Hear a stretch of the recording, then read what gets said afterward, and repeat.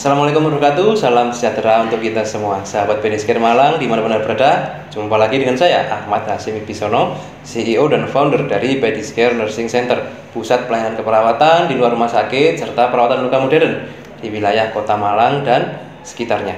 Spesial untuk edisi kita kali ini, kita punya satu topik yang bisa dibilang cukup merakyat gitu ya, yaitu tentang pertolongan pertama pada luka bakar. Nah, teman-teman pasti sudah familiar nih dengan yang namanya luka bakar, dan banyak sekali ya informasi di sekitar sana yang berseliweran gitu ya tentang bagaimana memberikan pertolongan pertama pada luka bakar. Nah, informasi ini ada yang tepat gitu ya, ada juga yang kurang tepat, bahkan ada juga yang sangat tidak tepat. Nah, itu yang kita ingin antisipasi, sehingga melalui sesi kali ini teman-teman semua diharapkan akan bisa melakukan pertolongan pertama dengan tepat dan memberikan hasil yang tentunya lebih optimal pada kesembuhan luka pasien. So, stay tune terus bersama saya di YouTube channel Pedicare. Ya, berbicara tentang luka bakar ya, ini bisa terjadi pada semua orang gitu ya, mulai dari bayi, anak-anak, dewasa hingga lansia.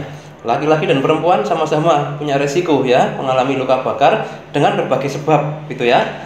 Tentunya yang utama bisa jadi karena api gitu ya, atau kontak dengan benda panas ya, misalkan seperti setrika atau alat-alat dapur gitu ya, bisa juga, atau terkena minyak gitu contohnya ya, hingga bahan kimia yang bersifat korosif, itu semua bisa menimbulkan luka bakar.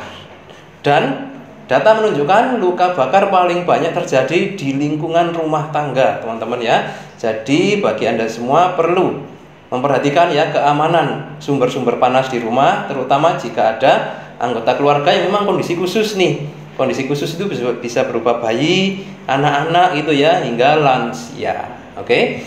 Nah, pertanyaannya sekarang, ketika sudah terjadi luka bakar nih, entah tersiram air panas, kopi gitu ya, atau terkena minyak. Nah, apa yang harus kita lakukan? Yang pertama dan utama dulu adalah amankan ya pasien atau korban gitu ya dari sumber panas. Oke, jauhkan dari sumber panas. Yang kedua adalah kita bersihkan area yang terkena sumber panas tadi dengan air mengalir pada suhu normal.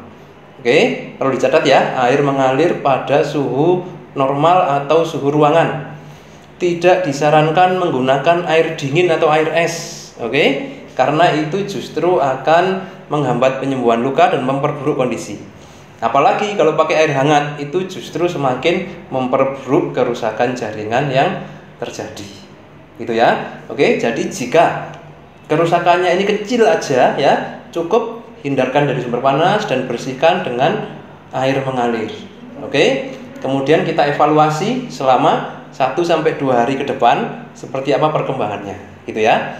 Nah, akan tetapi jika luka yang terjadi atau area yang terkena sumber panas ini cukup luas ya, lebih dari 1 telapak tangan, nah berarti setelah dilakukan pertolongan pertama yang 2 tadi, kita harus segera membawa pasien ke tempat pelayanan kesehatan yang bisa memberikan perawatan pada luka bakar. Bisa ke rumah sakit, ke klinik, ke IGD ya, atau ke praktek perawatan luka terdekat. Oke. Nah, kontroversi sering terjadi pada penggunaan bahan-bahan nih yang harus ditempelkan pada luka gitu ya, ketika baru saja mengalami kontak dengan sumber panas. Ya, kami dapat banyak nih cerita dari sahabat Pedicare sekalian ya. Luka bakar kemudian ditempel pakai pasta gigi. Nah, luka bakar dioles pakai sabun colek gitu ya. Ada juga yang pakai kecap. Nah, seperti itu. Nah, itu adalah satu pertolongan pertama yang tidak tepat ya teman-teman ya. Kenapa? Karena bahan-bahan ini tidak direkomendasikan dalam perawatan luka. Oke. Nah, jangan sampai keliru, segera pastikan ya ketika ada korban lakukan 2 langkah tadi, dan jika area kerusakannya luas segera bawa ke fasilitas pelayanan kesehatan yang memadai untuk perawatan luka bakar. Oke, semoga bermanfaat sesi kali ini. Stay tune terus pastinya untuk konten-konten kami berikutnya. Aktifkan notifikasi agar Anda tidak ketinggalan setiap kali kami dari Pedicare mempublish konten-konten baru untuk Anda sekalian.